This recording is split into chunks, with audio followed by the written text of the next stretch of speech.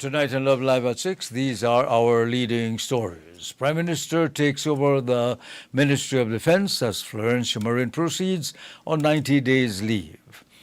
The BDF commander says the force has received value for money on boots and food supplies. Francis Fonseca speaks on the current cabinet situation and the procurement protocols. Public Utilities Commission prepares to test a new billing mechanism. Social Investment Fund launches the BNTF11 program. A monument is unveiled in San Ignacio Santa Elena in memory of past mayors, and Prime Minister Briceño marks 33 years in electoral politics. Don't go away, stay with us for those stories and more in tonight's newscast. Altoona is one of the most visited Mayan city up until lately. The adjacent communities have collaborated together to see how they can get a space here that the wood carvers could actually market and sell their product. Not having the POS machine in the past, we have lost a lot of sales. Atlantic Bank helps supported our business, giving us the opportunity to get the POS machine. Now with the POS machine, we are able to do more sales, and that will, also bring more, finance to our families. Atlantic Bank, building the future together. Introducing GrowWatt, a global leader in distributed energy solutions, delivering innovative solar technology trusted around the world. Engineered for reliability. Designed for sustainability. Built to power every scenario. Powering homes. Empowering businesses. Creating a smarter energy future for Belize. For residential hybrid systems that maximize energy independence, to homes across Belize benefiting from smarter, more efficient power management.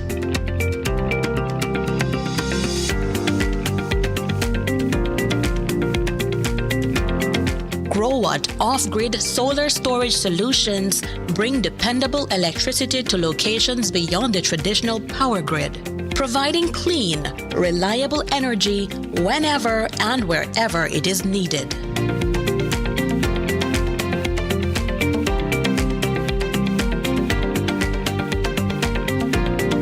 For businesses, GrowWatt delivers powerful commercial and industrial energy solutions that help reduce operating costs while improving energy security, including proven installations right here in Belize, helping businesses operate efficiently with dependable solar energy systems.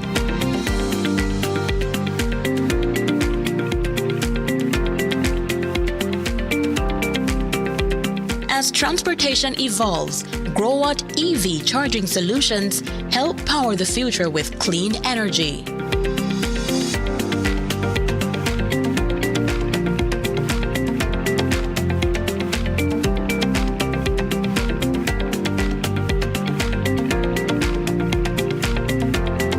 Need power on the move? GrowWatt portable solar power solutions provide flexible energy for construction sites, events, emergency applications, and temporary installations. GrowWatt delivers energy-smart solutions for a greener future. Distributed in Belize by Lano Supplies, 112 Ranchita Village, Corozal Town.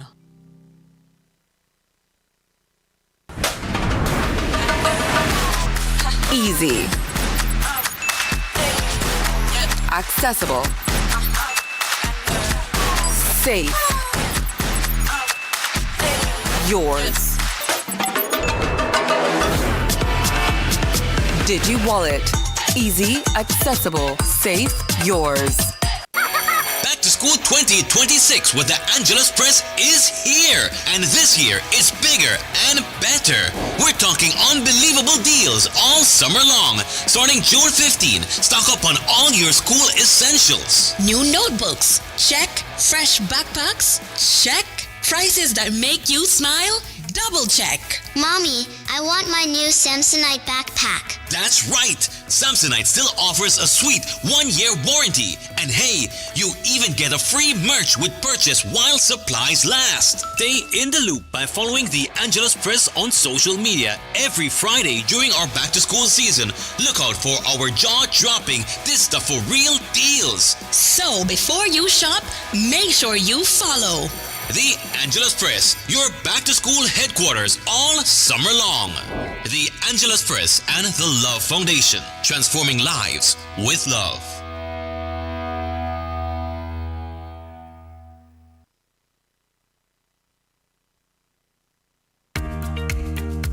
Here's how to access your contribution history on the My Social Security portal.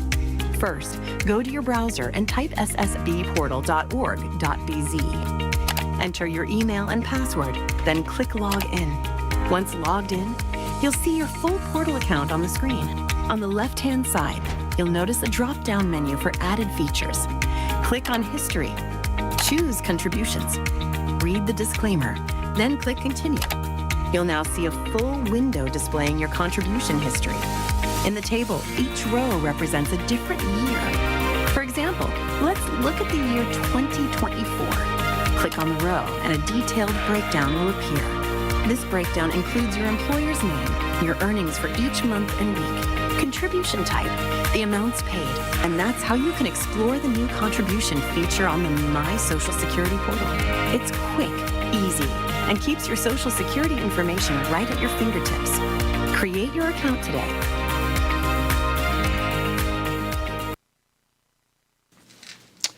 Good evening. Welcome to the evening news here on Love Television for today, the 2nd day of July, 2026. In the news, a decision who would oversee the Ministry of National Defense and Border Security has taken a quick and interesting turn this afternoon. At around 1:45, Prime Minister Briceño reported that he expects to name an interim minister tomorrow. By 3 o'clock, however, the office of the PM issued a press release confirming that Briceño himself will take over the ministry on an interim basis. Marin's leave takes effect immediately and will last for 90 days. A curious move, as just earlier in the day, Briceño indicated that there was no shortage of ministers available to fill the post. He said he also had the option of elevating a backbencher if necessary. I think I'll know by tomorrow who's going to be the replacement. It's quite unfortunate that has happened, but we are going to do a thorough investigation. We're going to get to the bottom of it, and whosoever, if there's any wrongdoing, the people will have to answer. We're looking at from all angles as to who we can get to replace. The future, we are fortunate enough that there are 26 of us, so we have a backbench that's deep enough that we'll be able to get. I know that, what they're saying about whether there was a crisis. It's not a crisis within government, but yes, I think one commentator said it well, that there's a crisis of confidence, and so we have to be able to find a way how we can regain back that confidence of the Belizean people. We made a promise that we're going to be different. And as Prime Minister, I think it was my responsibility to act quickly. I did not try to hide anything. I did not try to push it aside. Once that came to my attention, I had to act. And both former ministers are people that I know for over years, but we have a compact with the Belizean people that we will be different and we're going to do things different. And so we are going to do that. The Auditor General is starting to compile all the information. The CEO has assured me, CEO Usher, that they're cooperating to the full extent, and the Auditor General will do a full investigation. And if there was any wrongdoing, be it public officers or politicians, they will have to answer. We're not going to cover this up because this cannot continue within any government. We have been taking a number of steps to be able to address this. I was unaware of what was happening. The need for an interim minister came as former Minister Marin stepped into the spotlight with his former Minister of State, Oscar Mira, and was placed on a 90-day leave of absence. The public explanation is that it would allow the auditors to move freely within the ministry as they do their assessment. Our newsroom, however, has received reports that the leave of absence was ordered by PM Briceño after revelations from the ongoing audit indicate that there were several other transactions that bypassed the proper procurement protocols. These other transactions were reportedly paid out to a company closely linked to Marin, using the same under $10,000 invoice system and amounting to millions. We understand that the Prime Minister was furious upon receiving the report and acted swiftly. The most recent report involves a company, Kukulkan Company Limited, which was a top supplier to the Ministry of Defence in 2021 and 2025. With unconfirmed reports, the owners are closely linked to Marin. Our newsroom has received records of 230 payments made, which are only a portion of the over 1,300 invoices that appear in the SmartStream system. The visible records show a strong pattern of repeated payments clustered just below $10,000. Several batches were processed on the same day, including large clusters in 2021, 2022, 23, and April 2025. The records reviewed show at least $1.2 million in payments to Kukulkan Company Limited. Aside from Kukulkan Limited, we understand that there are other companies under scrutiny. We'll keep following, of course, this developing story. And as the Prime Minister was contemplating the way forward with the Defence Ministry, Minister of State in the Ministry of Economic Development, Dr. Osman Martinez, was asked today whether he would be prepared to rise to the challenge if he were offered the interim position. Martinez did not rule it out, but said that such an offer would require careful consideration. He noted that the ministry carries major responsibilities, including oversight of national security institutions. Said he would have to think seriously before accepting any such appointment. No, I haven't. I am focusing at the Ministry of Economic Transformation. We have some medium and long-term plans that we have been working with the Prime Minister, so at no point I have offered it, and I serve at the pleasure of the Prime Minister. Whatever he feels that I can serve better, that's where I will serve. Nonetheless, my expertise is in economics, and I believe this is, I am in the right place at this moment.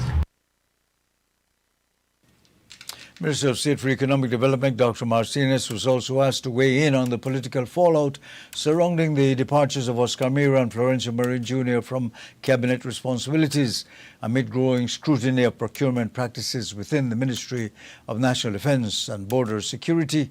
Interestingly, Dr. Martinez is the first cabinet member interviewed by Love News to say that, in his view, the optics of the recent scandal are not bad for government, arguing that the response by the PM demonstrates that concerns are being addressed directly, with an audit now ordered into the ministry's operations from 2019 through 2026.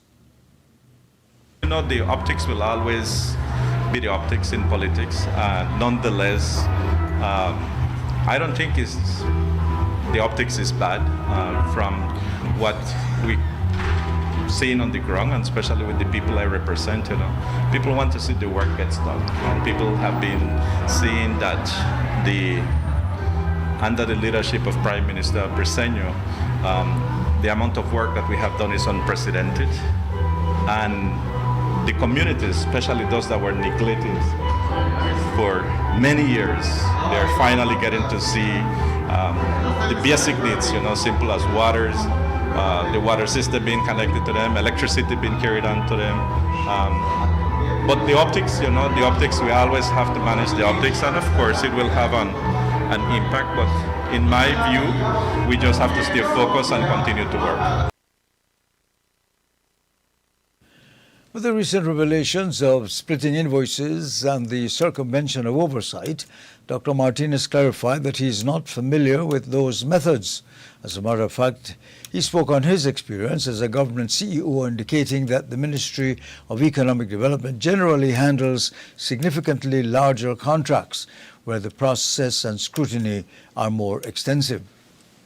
I was CEO in the Ministry of Economic Development, and we don't have to deal with much of those PMNs, that small PMNs. No, we have to deal with projects at a large scale, and we work with multilaterals. Therefore, multilaterals will never release any PMNs that are below $10,000. It has to be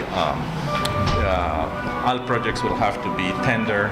All projects will have to carry the no objections from the development partners in every stage of the development. So that is my experience, and I was a CEO at the Ministry of Public Service initially, and we didn't have to do anything with small purchasing of small items, and at the Ministry of Economic Development we work with the multilaterals.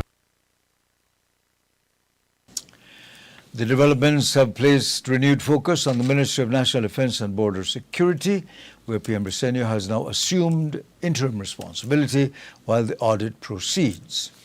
And as the public discourse continues over the millions of dollars in payments and allegations that invoices may have been structured to avoid clear scrutiny, Commander of the BDF, Velasquez, told Love News that from the BDF's operational standpoint, there have been no reports that soldiers are receiving substandard boots or that the food being delivered to military installations is inadequate or insufficient. When it comes to procurement and contracting, all of that, that is handled at the ministry level, okay? So I have no input or no knowledge of how the procurement or the contracting occurs. What I am responsible for and what I know is that we receive food, i.e. vegetables, and we receive kit and equipment for the soldiers of the Belize Defense Force. Since I have taken over, the food that we receive and the vegetables and everything else has been on par. It has been very good. Should there be any incidents where the food that we receive, or even the boots, as you alluded to, that we receive is substandard, then that will be reported directly to the ministry and to the supplier, and the item will be sent back, and we will not accept any more until the proper standards are adhered to. That is my job as the Commander of the Belize Defense Force, to ensure that we receive value for money and that we receive the proper food for the nutrition of our soldiers. I will not tolerate any situation where we receive substandard food or equipment for our soldiers. And if we do, then like I mentioned, there's a process to send it back and also to report it directly up the chain of command and to ensure that that does not occur again. We know that Velasquez's comments are based on the last 7 months since he has been in command, with the majority of the MIRA invoices dating as far back as 2021. Meanwhile, Minister Francis Fonseca says that as a cabinet minister, he does not interfere in the day-to-day work of finance officers or in the management of contracts under the ministries assigned to him. Fonseca was asked today about the scrutiny now surrounding procurement practices within the Ministry of National Defense and Border Security, where an audit has been ordered into the ministry's operations between 2019 and 2026. He says ministers set policy direction, but the administrative and financial processes are handled by the public officers responsible for those transactions. Can you say that this is something that you do not do under your ministries? No, absolutely not. I'm not, as a minister of responsibility for the Ministry of Foreign Affairs and the Ministry of Education. That is not a practice that I certainly am involved in or engaged in. I've always made it very clear that my role as a minister is a policy role. So I don't get involved with the finance officer or any spending in the ministry or contracts with the ministry. That is not my role at all. So I'm not involved in that process at all. Minister Fonseca also addressed the developments now confronting Cabinet after returning to work yesterday after 2 months medical leave. He says he's still being brought up to date on the matter, but stressed that Cabinet must have all the facts before taking any serious decisions. I don't think it's a crisis. I think obviously it's a serious matter, and I think it is being treated with a sense of, obviously with a great sense of gravity. I think the Prime Minister is doing the right thing. He has ensured that the ministers who are responsible for those ministries are on leave while a comprehensive audit is being done of those ministries. And whatever is the outcome of those audits will determine what future actions have to be taken. So I think that's the right approach. Let's get the information, let's get all of the data, and then decisions can be made. So I don't think it's a crisis. I think it's being handled responsibly. And then, we'll see where it goes from there. Just yesterday, the Prime Minister announced the proposal of a central procurement unit to prevent a repeat of the mirror practice of splitting invoices and a more transparent contract process. He said that the unit would centralize the process through a specialized body rather than leaving ministries and departments to independently manage major purchases and contracts. And as the Prime Minister faces perhaps the biggest challenge to his political reputation, earlier this week he marked 33 years of being in electoral politics. Briceño, who turned 66 on July 17, is now serving his 8th term as area representative for Orange Walk Central and is in his 2nd term as Prime Minister. In an exclusive sit-down interview from the Love News archives, recorded in Central Park in Orange Walk Town, he looked back at the beginning of his political life and the unexpected length of his public service. He recalled that when he first entered politics, he was serving as both the area representative for Orange Walk Central as well as a city councillor for that municipality, noting that his intention was to serve only 2 terms before moving on. More than 3 decades later, Briceño remains one of the country's longest-serving elected representatives. I can't believe I'm still here doing this work.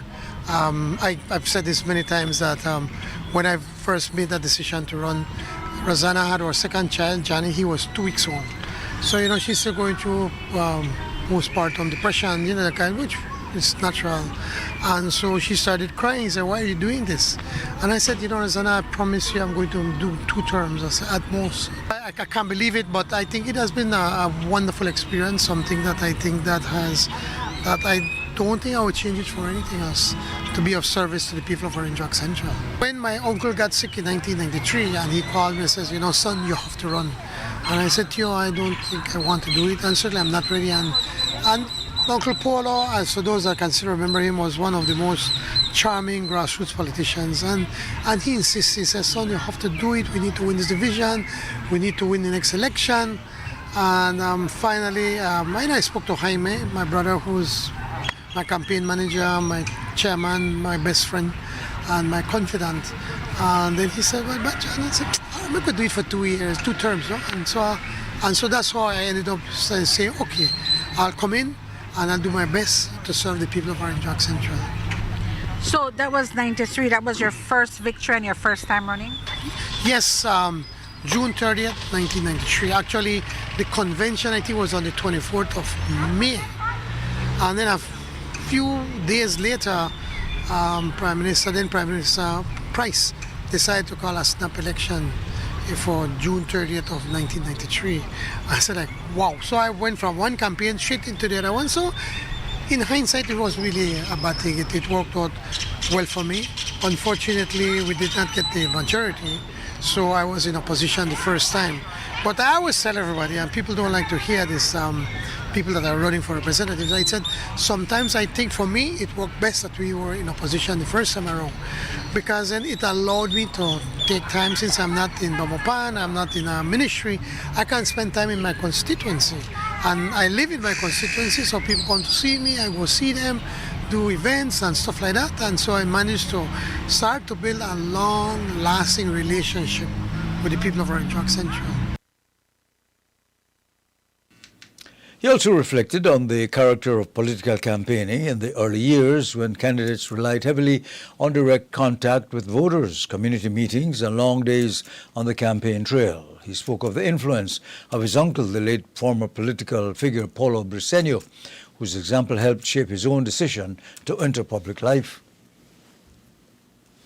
Many people don't remember this, but again, in January of 1994, again, my uncle Paulo, who is a very astute grassroots politician, called me and says, son, you have to run for town council. I said, Theo, why would I want to do that? We just lost the government, so we're not going to win town council. In Orange Walk district, of the 4 seats, I was the only one that won. And he said, you know, we need somebody that could anchor the team. And I spoke to Jaime, and again, Jaime says, but Jan, don't do that. I mean, you know, we will lose. And on reflection, you know, I said, well, I have to do it for the party. And I decided to run. And we set up a really, really good team. We worked our butts off. I mean, we campaigned every day till late at night. Jaime was the manager, and then after the elections, you know, he's telling me, he said, boy, John, sometimes I wake up 2 o'clock, I can't sleep. I said, why? He said, because we know Central, but we don't know Orange Walk East, and there's some streets that have 125 votes, and of those, we only have about 25. I said, and Jaime, but you tell me they look good. He said, well, I have to tell you that because you're out there campaigning. And we worked hard, and whilst the party, the PUP, was decimated in that election countrywide, in Orange Walk, we were the only one. Maybe San Pedro won a few seats. We won 3 seats. I topped the polls, and Servo Loaiza ran in that election, and he lost by 7 votes. We almost won the town council in 1994. So I was Orange Walk Central area representative, and I was also councillor for the Orange Walk town council. And then that allowed me to be able to build even a closer relationship with most of the town. Over the years, Briceño has served in several senior roles, including Deputy Prime Minister, Leader of the Opposition, Leader of the People's United Party, before leading the party to victory in the 2020 general elections. He recalled that by 1996, he was a Deputy Leader in the People's United Party. With all these milestones under his belt, Prime Minister shared the personal principle that guide him both in politics and in his private life, describing it as the motto he tries to live by every day. It's easy to look at the dark side of politics. So it's dirty, and you have to be doubly crossing people, or some people your fake friends, and so you think they're friends, and when you're down, you know, they're not there for you. There's so much bad things. But again, I'm an optimist. And I look at the bright side. I think what helped me to keep my feet on the ground is because I saw when my father lost in 1984. I saw my uncle when he stepped down in 1993. That a lot of people are going to be around you, telling you what you want to hear, and now they're your friends, and they want to open the door for you and everything. And once you're out, they don't look at you. So that helped me to say, listen, this is for a short time. Don't take all these accolades and everything for granted. You are not the smartest one. You're not the best looking one. You're not the hardest working one. You need to ensure that every day you get up and you do the best job that you can. Try to do good. That's my main mantra. Try to do good. I remember in 1998 when a few months after we won, my executive they called a meeting, and they called me to the executive, and they're saying, well, you know what, John? They say, we're not happy with you. I said, why? He said, because you're not firing the UDPs. And I said, listen to me. I was elected to help people, to help people. Not to go there and go and take away people's job, or take away the land, or to be just vindictive. I said, if that's what you want, then you will have to find another candidate, because I am not going to do that. That never came up again in our executive. So I try to do good. If I can help you and you're a UDP, I'm going to help you. But of course, and I say this without any apologies, if there's a PUP and a UDP and two of them want a bench and I only could give it to one, it's obvious I'm going to give it to the PUP. But if a UDP need a bench and I can help them with a bench, I will do so. So my advice to everybody is try to do good. Don't be malicious. Life's too short to be able to build this to build this sense of maliciousness, because then you become a bitter person. I'll get upset with you right now, and by tomorrow I get it over with. And even with my wife, she always tells me, sometimes we got a argument when we're having supper in the night. She read up and I'll answer back, and then 5 minutes later I say, you want a cup of tea? And she look at me and say, at least we can enjoy my vexation for you. Well, no, and you get over it. I try as best as possible not to be driven by anger and maliciousness. The Prime Minister's 33rd anniversary of political leadership was commemorated on Tuesday, June 30th. In other news, the Public Utilities Commission, the PUC, is preparing to test a new system that could eventually allow electricity bills to change from month to month based on the actual cost BL pays for power. The proposal will not take effect immediately. The PUC says it will first place BL's proposed cost of power adjustment, known as COPA, inside a regulatory sandbox for close monitoring and testing. In simple terms, the sandbox is a controlled trial. It will allow the PUC to examine whether the COPA system works fairly before deciding whether it should become a permanent part of Belize's electricity tariff infrastructure. Under the proposal, BL would be able to request monthly adjustments when the actual cost of purchasing electricity differs from the cost already approved by the PUC. However, BL will not be allowed to change rates on its own. The Commission has made it clear that BL must submit a monthly request supported by financial and operational information, and the PUC must approve any adjustment before it can be placed on customers' bill. PUC says the trial will help determine whether smaller monthly adjustments can prevent large increases from building up over time. It will also assess whether the proposed system can protect consumers from sudden and significant jumps in their monthly bills. Any approved adjustment would appear as a separate item on electricity bills and would apply to all customer groups except those receiving the social rate. For now, electricity rates will remain unchanged from July 1, 2026 through June 30, 2027. The sandbox exercise will only begin after the PUC issues its final decision on BL's annual rate review. The Commission is inviting written comments from consumers and other interested parties up to July 13. More than a month after the National Institute of Culture and History confirmed that unauthorized withdrawals and payments were made from National Celebrations Commission funds, Minister of Culture Francis Fonseca has now confirmed that 2 persons were identified and penalized in connection with that matter. Minister Fonseca, who chairs the National Celebrations Commission, was asked yesterday for an update on the matter. He confirmed that 2 individuals had been fingered and penalized, while indicating that action had been taken to address the wrongdoing. This is my first day back, so I haven't gotten a briefing on that as yet. But as soon as I do, I'll be able to report to you. But yes, I mean, as I understand it, I don't know if it's 45,000, but I think obviously an audit was done, conducted. That audit discovered that there were some inaccuracies in terms of funds, and that was addressed. But I have to get an update on what has been happening since I was away. I can confirm that I think one of them no longer works at Niche, so that relationship has been terminated, and I think the other one, who I think in terms of the audit indicated that person played a much less significant role, a secondary role in the entire process.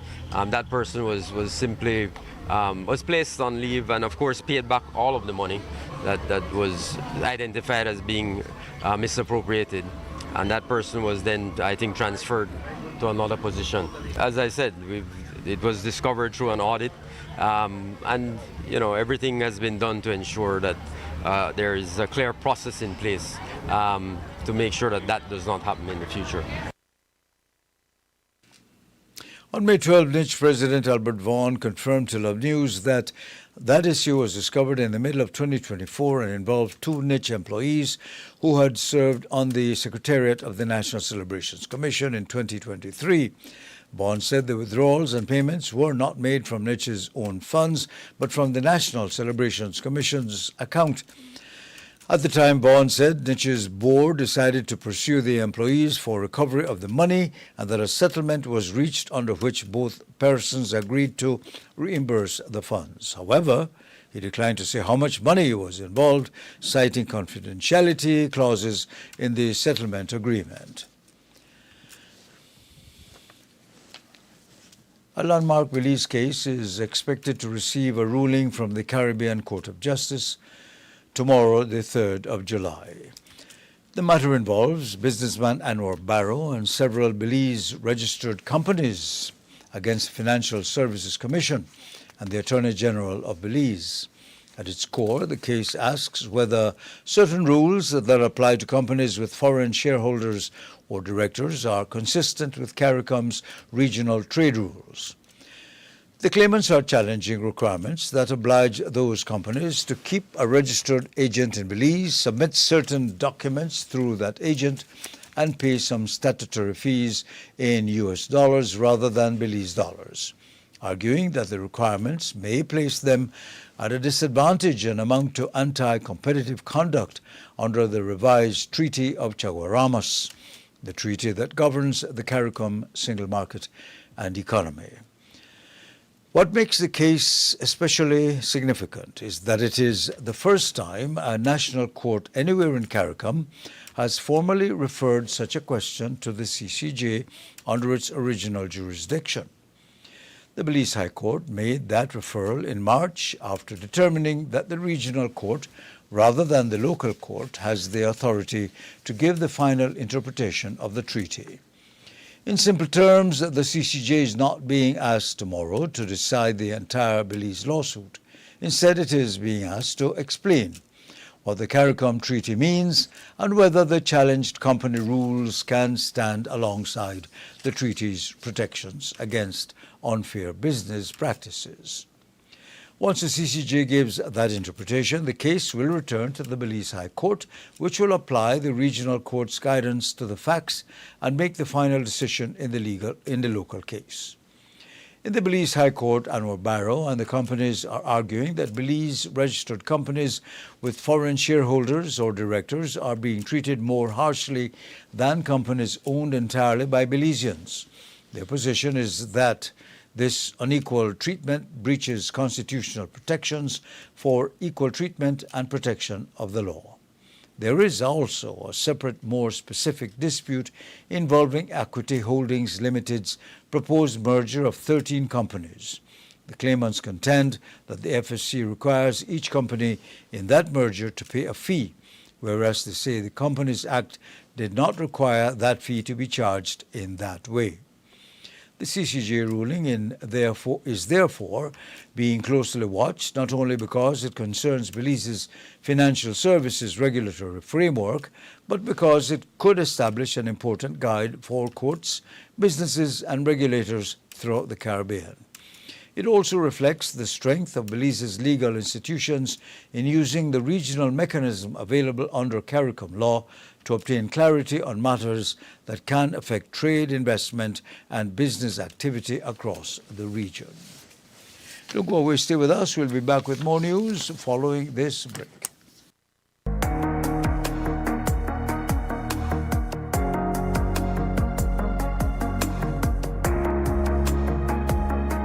People, not businesses, power the economy.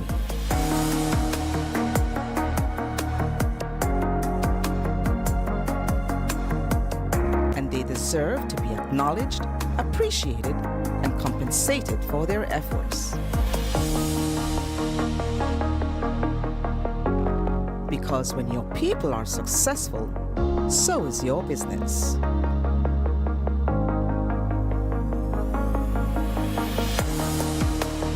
Neo People simplify your HR and payroll needs with one powerful solution.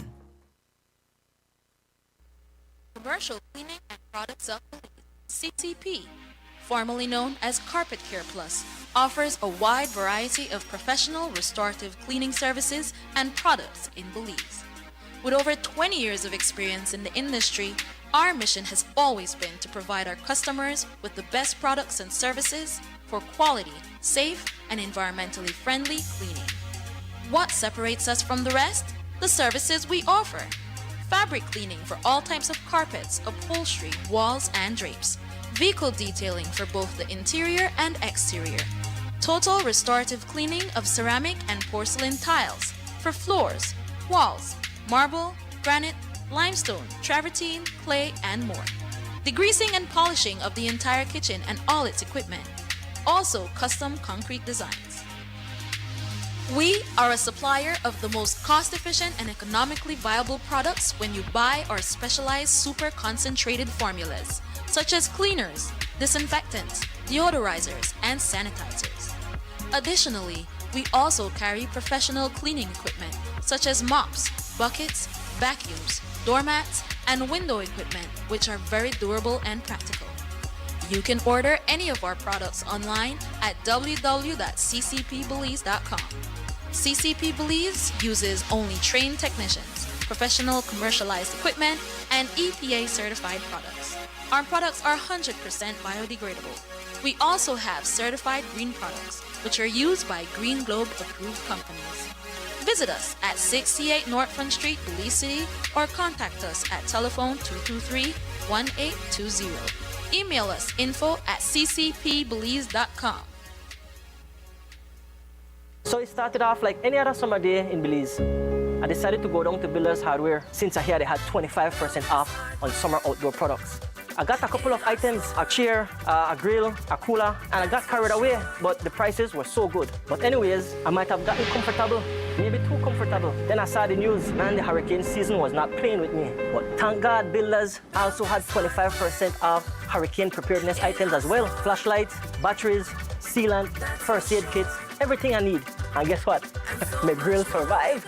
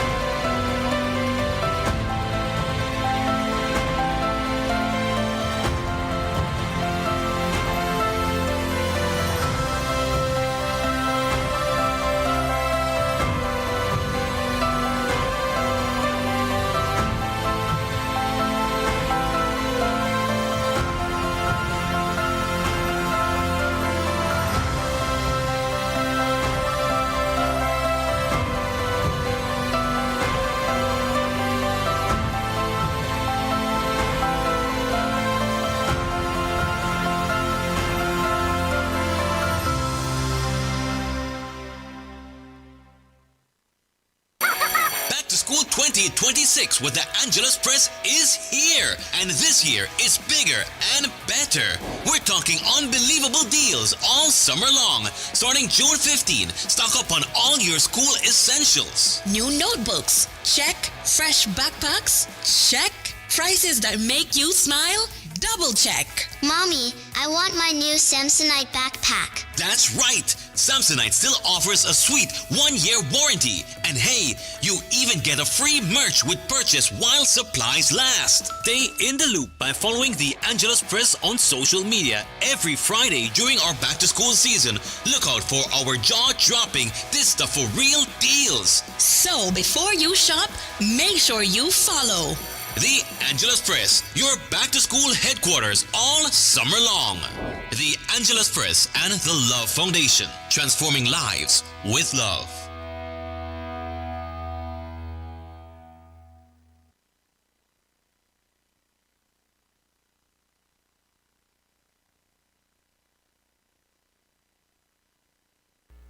Commercial Cleaning and Products of Belize, CTP, formerly known as Carpet Care Plus, offers a wide variety of professional restorative cleaning services and products in Belize. With over 20 years of experience in the industry, our mission has always been to provide our customers with the best products and services for quality, safe, and environmentally friendly cleaning. What separates us from the rest? The services we offer. Fabric cleaning for all types of carpets, upholstery, walls, and drapes. Vehicle detailing for both the interior and exterior. Total restorative cleaning of ceramic and porcelain tiles for floors, walls, marble, granite, limestone, travertine, clay, and more. Degreasing and polishing of the entire kitchen and all its equipment. Also custom concrete designs. We are a supplier of the most cost-efficient and economically viable products when you buy our specialized super concentrated formulas, such as cleaners, disinfectants, deodorizers, and sanitizers. Additionally, we also carry professional cleaning equipment, such as mops, buckets, vacuums, doormats, and window equipment, which are very durable and practical. You can order any of our products online at www.ccpbelize.com. CCP Belize uses only trained technicians, professional commercialized equipment, and EPA certified products. Our products are 100% biodegradable. We also have certified green products, which are used by Green Globe approved companies. Visit us at 68 North Front Street, Belize City, or contact us at telephone 223-1820. Email us info@ccpbelize.com.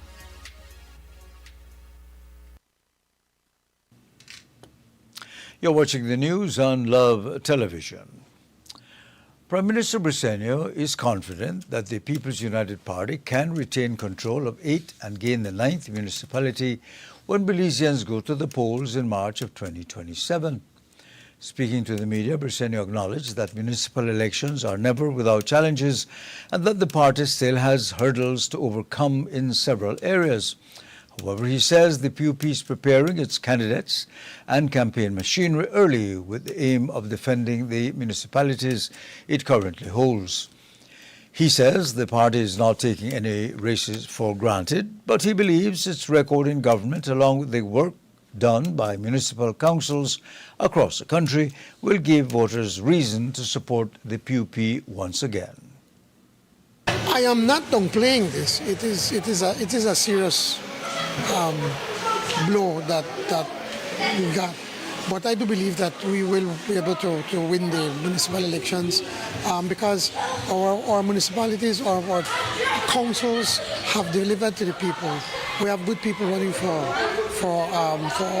the People's United Party. Belize City have 2 dynamic, outstanding young men who have offered themselves to represent us in the next municipal election. So I do believe we're going to win. I do believe that people, when it comes to the council, they're going to see the work that they have done, and most of them deserve pretty much, well, all of them that are going to run for the PUP deserve another chance to continue to serve the people. Municipal elections are due in March 2027 when voters will elect mayors and councillors in Belize City, Belmopan, and the 7 town councils.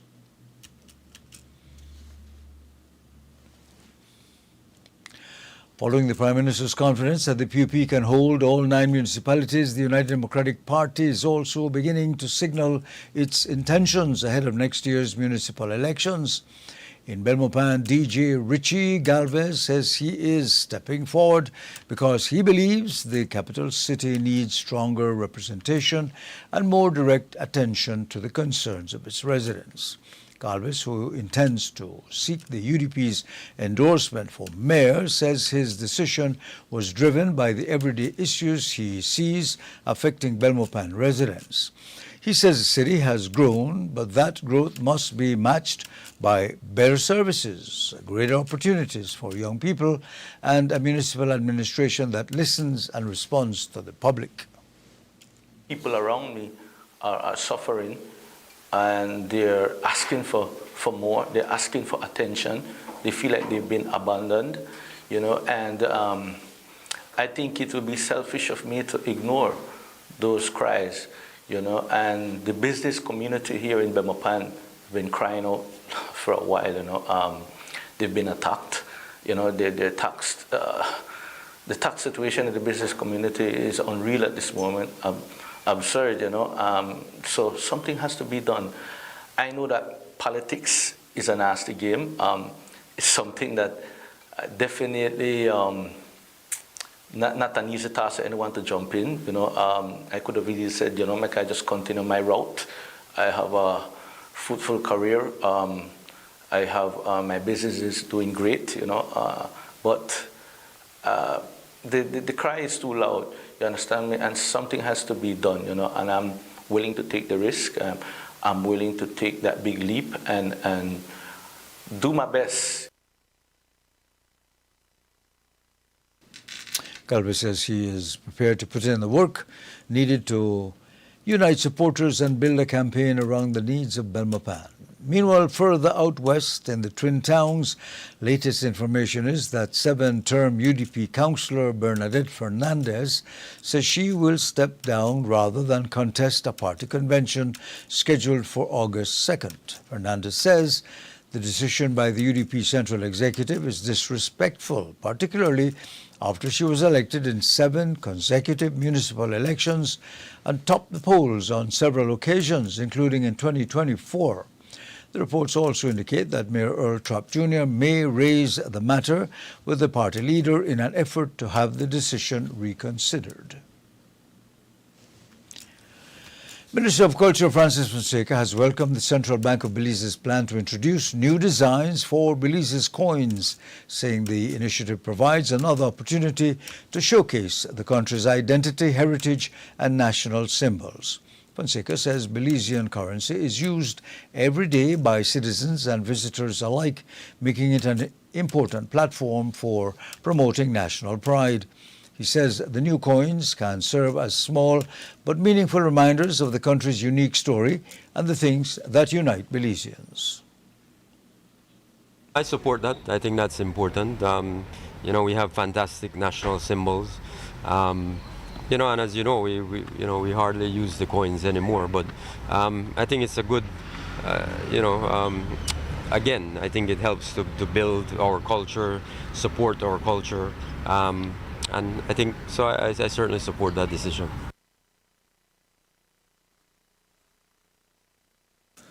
The central bank announced the proposed coin designs yesterday as part of its planned modernization of Belize's currency. The designs are expected to feature images and symbols that reflect Belize's history, culture, and natural environment.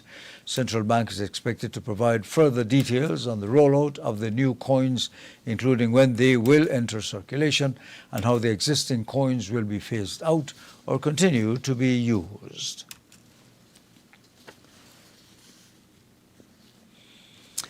The San Ignacio and Santa Elena Town Council has unveiled a new monument honoring the past mayors who helped shape the Twin Towns over the years. The stone monument was officially unveiled today under the leadership of Mayor Earl Trapp Jr. and is intended to preserve the legacy of the men and women who carried the responsibility of local government during earlier periods of the town's development. Area Representative for Cayo Northeast, Orlando Habet, spoke on the importance of recognizing those who laid the groundwork for the continued growth of San Ignacio and Santa Elena. These communities have a proud history that is rooted in service, resilience, rooted in trade, culture, and unity. From their early development as a growing settlement in the Cayo district to their continued role as a vibrant municipality, San Ignacio and Santa Elena have always depended on people willing to serve with vision and with commitment. Our former mayors carried that responsibility during different times and under different challenges. They made decisions, listened to residents, supported development, and worked to improve the quality of life for families, for businesses, visitors, and future generations. Public service is not always easy, but it is meaningful work. And today we acknowledge the dedication, we acknowledge the sacrifice and legacy of those who accepted that call.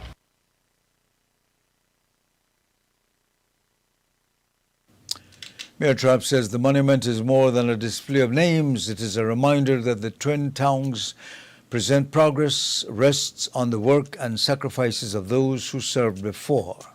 He also announced that his administration will work to name local streets after each past mayor, ensuring their contributions remain part of the community's everyday life.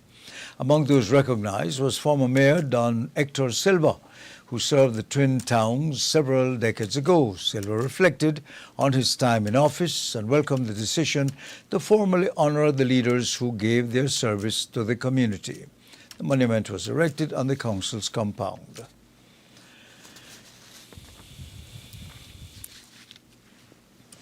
For more than 5 decades, Belize has partnered with the Caribbean Development Bank to improve the lives of its most vulnerable citizens. Today, that partnership reached another milestone with the launch of the Basic Needs Trust Fund's 11th program, or BNTF 11. The initiatives will continue investing in underserved communities across the country. Reporter Zena Augustin has more on the program. Belize's partnership with the Caribbean Development Bank spans 56 years, and through the Basic Needs Trust Funds, communities across the country have benefited from investments in schools, community, infrastructure, and social programs. Now, with the launch of BNTF 11, Belize is set to receive its largest allocation to date, $10 million, to continue improving the lives of those living in vulnerable and undeserved communities. The funding will support projects targeting children and families, young people, persons with disabilities, indigenous communities, and other groups facing social and economic challenges, with the goal of creating stronger, more resilient communities. The launch also celebrated the success of the previous BNTF program, highlighting the impact they have had throughout the country while paving the way for a new phase of community-driven development. Caribbean Development Bank Country Representative Isaac Solomon says the program demonstrates the bank's continued commitment to investing in people and ensuring that communities across Belize have the opportunity to thrive. In 25 years, we have invested $23.79 million across 79 projects in education, water and sanitation, capacity building, and so on. So this new cycle, we are allocating $5.2 million United States dollars.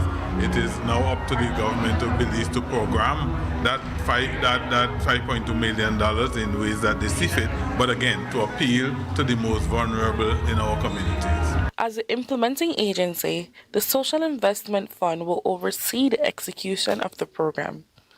Executive Director Carlos Chon explained that the $10 million grant will be strategically invested in projects identified through community needs, ensuring the funding delivers lasting benefits where they are needed most. There are two sectors that BNTF works with, the education sector and the water sector. For the education sector, we have 4 programs, or 4 sub-projects I would call it. The Kinder in Corozal, which is a preschool. The construction also of a primary school at St. Paul's Anglican in Corozal.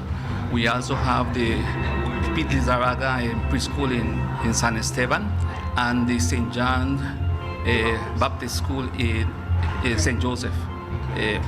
that's in Toledo. We had to actually do our engineers had to do an estimate to come up with a possible number of sub-projects, and we're able to identify only 6 based on the grant that is being given to us. Minister of State in the Ministry of Finance, Oscar Martinez, says securing the largest allocation Belize has ever received under the Basic Needs Trust Fund reflects the country's strong partnership with the Caribbean Development Bank and will translate into meaningful improvements for the communities across the nation. For Belize, the BNTF 11 cycle is extremely important because it's a 10 million, a little bit over $10 million in grant, which means Belize will not have to pay a dollar back for it. Nonetheless, this is the 11th cycle, which means Belize had received this assistance 11 times. Nonetheless, this is the largest amount, the largest grant that Belize will be receiving, and more importantly is that it will be benefiting villages in the Toledo district, Orange Walk and Corozal that have needs with water expansion, but also in the education system. Some new schools will be built, which will continue to enhance our education system, but it will continue to create that friendly environment to students to want to attend school. And today we heard from the testimonies from a few of the students, in saying how good it feels for them to go to the schools that were built under BNTF 10, which is the previous cycle. So for us, it's important, but more important is to implement the project, to implement it fast, to implement it the right way, and to move forward with it. With the largest grant in the country's history under the Basic Needs Trust Fund, Belize now moves into the next phase of community development, building on decades of partnership with the Caribbean Development Bank and bringing new opportunities to the people and communities that need them most. Zaina Augustine reporting for Love News. The Belize Athletic Association, in collaboration with the North American, Central American and Caribbean Athletic Association, today hosted a technical development and athlete forum to strengthen the growth of athletics here in Belize. That event was held at the Belize Olympic and Commonwealth Games Association conference room and brought together national and school coaches, technical officials, senior and junior athletes, and members of the BAA Technical Committee. The forum centered on building the capacity of coaches and officials while creating greater opportunities for athletes across the region. Speaking with Love News, General Secretary of the Belize Athletic Association, Kimberly Casimiro, highlighted the importance of the forum. The reason for hosting this event is to bring everyone together who is involved in track and field. Many might not know the technicalities, many might not know exactly what BAA does. They might also not know the role of the association within the country. And so we want to involve and we want to educate others about what is our responsibility, what is our role as an association. Well, this is the first time we are hosting it. We are taking advantage of the visit of our president. We want others to hear not only from us, but we want them to understand the governance, mostly the governance of the federation. Sometimes when you introduce stuff that are new, individuals tend to rebel or they don't want to comply. And so we find it very important that before we start enforcing certain rules, we want them to understand why we are doing it. Well, we are hoping that everyone who's involved, the takeaway will be how we can move athletics forward together.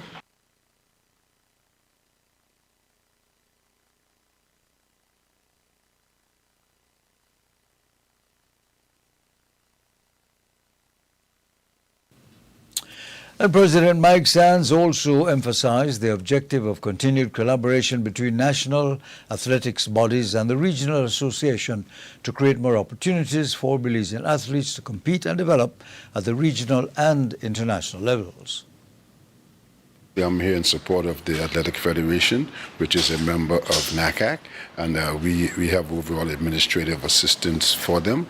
And so whatever they do that is going to help advance the sport, we are here to support them.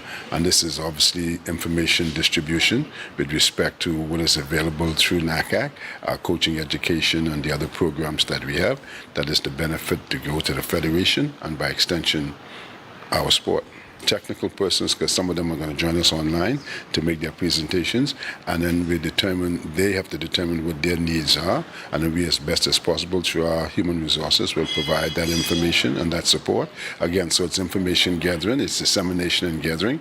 So when we walk away from here, we will kind of know what the needs are through what they would say and what we would present. And on the basis of that, then we'll help form a plan to help them strategically move the organization forward. And I give kudos to Ms. Kim and her team, the Federation, because as I said, they are equal member, despite the size of Belize. They're all equal members with respect to the world body and the governing body. So we treat them as equal, all of our member federations. And so we provide the support at full scale as we would do for any other member that requests assistance.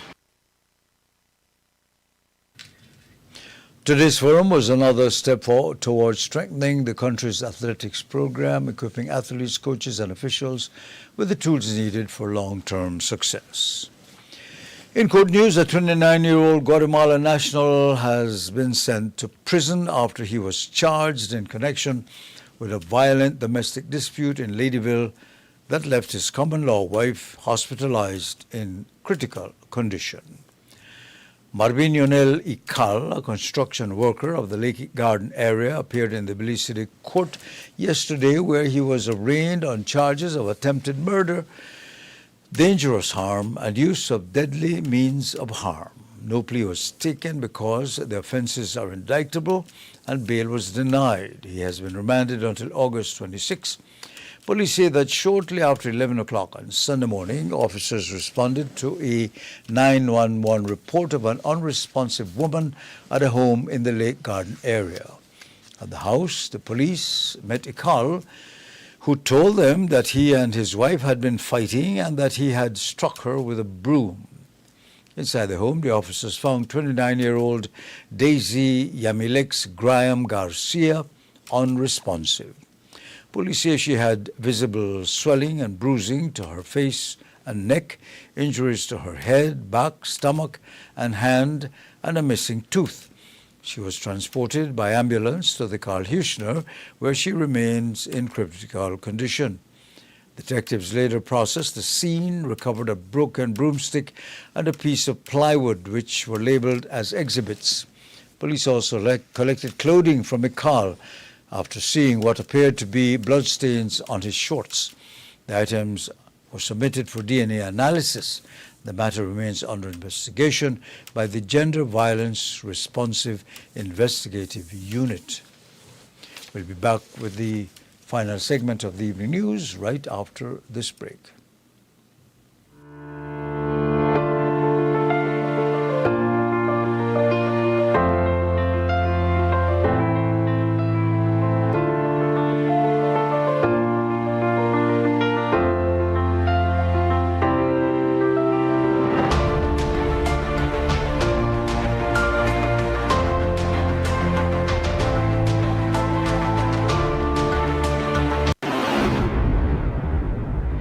If this is an emergency situation, please call 911 right away for immediate assistance. Do not use the Crime Stoppers program in an emergency situation.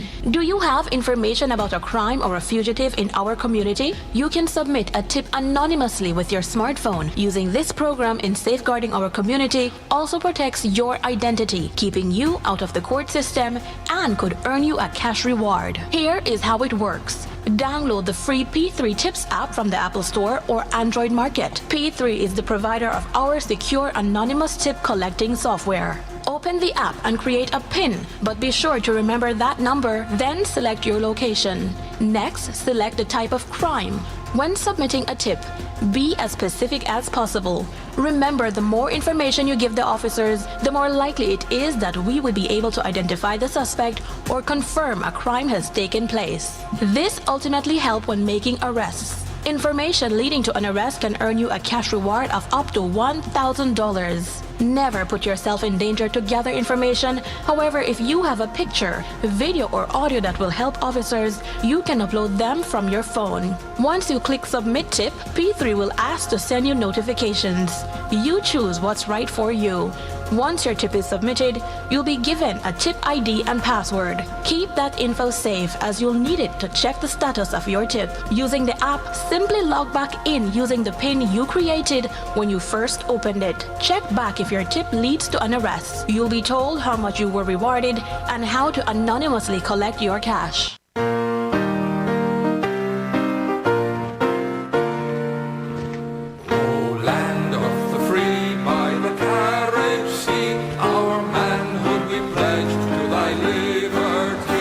Show your pride by respecting our national anthem whenever it's being played.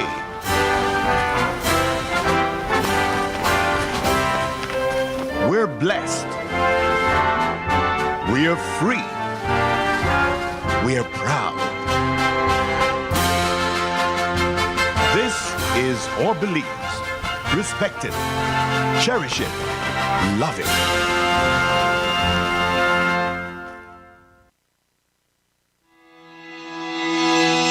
Manholes play a critical role in keeping our sewage and drainage systems functioning properly.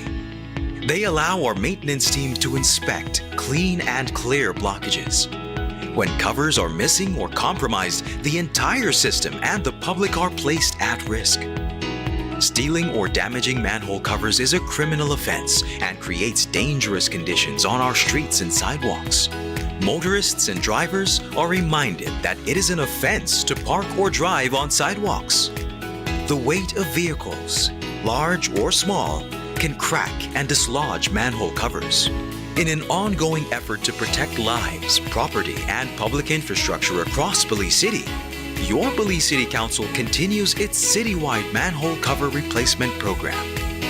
Since the launch of this initiative, thousands of damaged or missing manhole covers have been replaced, improving safety, accessibility, and the overall appearance of our streets and sidewalks. Despite these strides, manhole covers continue to be stolen or damaged, creating serious risks for pedestrians and motorists, including severe injuries, traffic incidents, and damage to personal property. If you see a manhole cover that is broken, missing, or unsafe, report it immediately.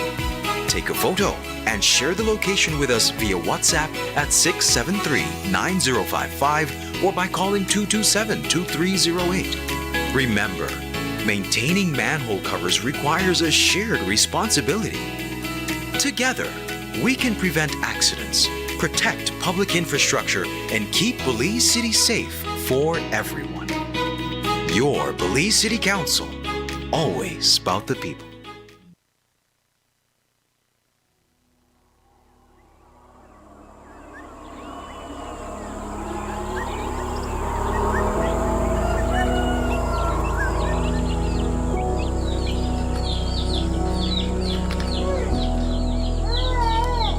My name is Jadian Laverne Ikal. I am 15 years old and I am a third-term student at Corazon Creek Technical High School.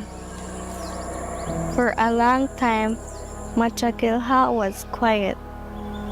Wrapped in the jungle, we felt cut off from the rest of Belize. No internet, no shops for food, and no health care. To get to school, it was an hour-and-a-half hike. During the rainy season, the mud was almost knee-high. Sometimes we even had to swim across a flooded creek just to get to class. When the sun went down, I did my homework by the light of a candle. We could never stay up late to study. We had to save the candles for the next night. In May 2022, everything changed. The road finally reached Machakilha.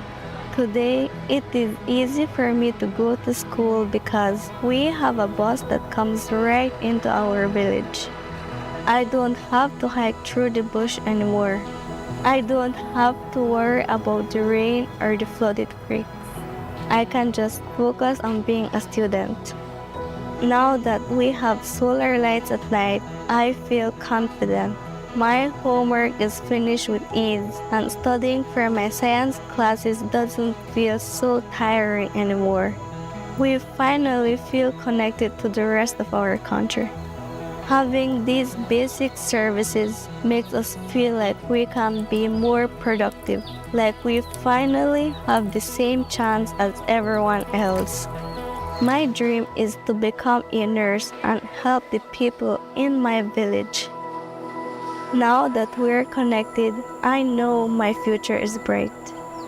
The Ministry of Rural Transformation continues to work with communities like Machakila, transforming lives and strengthening communities across Belize.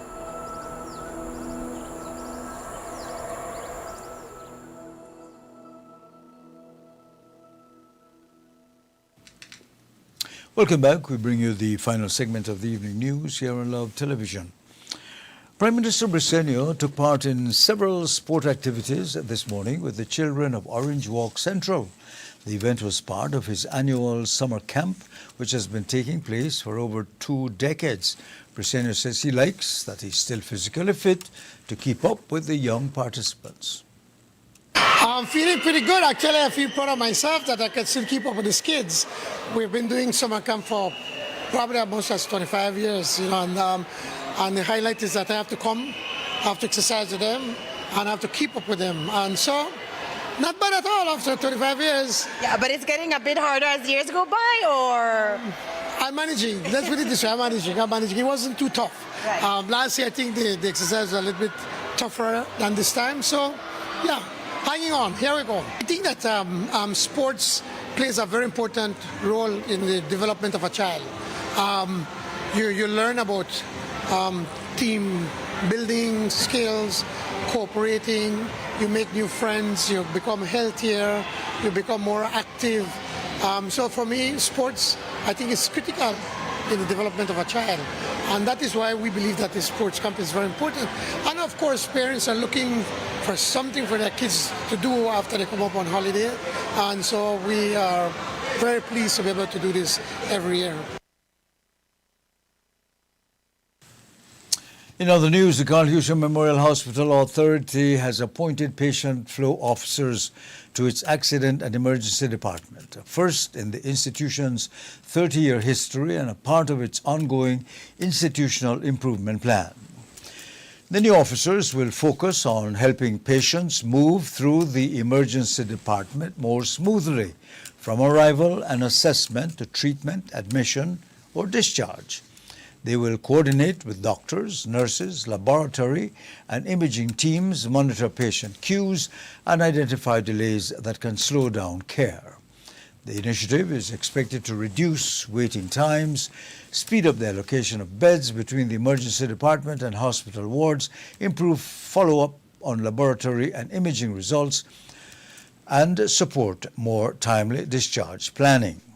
It's also expected to create a more organized working environment for healthcare staff while improving the experience for patients and their families. The KHMHA Chief Executive Officer, Shireen Reyes, says long waits can affect patient outcomes, but with the introduction of these PFOs, patients will be moved through the emergency area quicker. And Belizean Football Administrator Philip Marin is set to take up a major regional role as Technical Director of the Barbados Football Association. Marin, who is originally from Dangriga, has built a long record in Belize football, having served in a number of capacities, including as a former Technical Director of the Football Federation of Belize. His reported appointment is being viewed as a significant achievement for Belizean football and a reflection of the expertise that local sports professionals can bring to the wider Caribbean. The technical director's role is central to the development of football, with responsibility for helping to shape coaching programs, youth development player pathways, and the overall technical direction of a federation. Marin's experience across different levels of the game in Belize is expected to be an asset as Barbados continues to strengthen its football program. And that's our final story for tonight. We'll be back tomorrow night, same time, same place. I'll be here back again.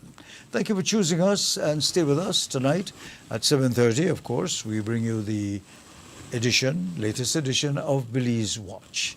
And right now, in a minute's time, the latest weather news. Thanks again for choosing us, and it's a pleasure being in your company. I'm Ernesto Vasquez. Have a good night.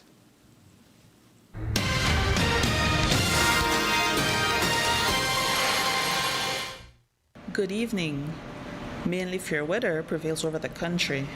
And in the 24-hour forecast, skies will be partly cloudy tonight and then sunny with a few cloudy spells tomorrow. Showers or thunderstorms will be isolated. Then low temperatures for tonight will reach around 80 degrees Fahrenheit along the coast, 74 inland, then 68 in the mountains. For tomorrow, high temperatures will reach around 89 degrees Fahrenheit along the coast, 94 inland, then 82 up in the hills. Winds over the open sea will be from the east at 5 to 15 knots, with sea conditions being choppy. Then low tides occur at 6:28 tonight and at 5:33 tomorrow morning. High tides at 12:31 a.m., then at 11:40 a.m.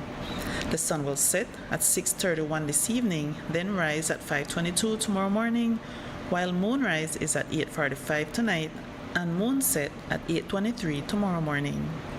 And now for the extended forecast. Generally fair conditions with only isolated showers are expected for Friday night and Saturday. And next we have the sargassum update. There is a medium to high chance of more sargassum mats affecting coastal destinations during the next few days, producing low to moderate impacts. And finally for the tropical weather outlook. Tropical cyclone formation is not expected over the North Atlantic Basin during the next 48 hours. And this has been this evening's weather report from the National Meteorological Service.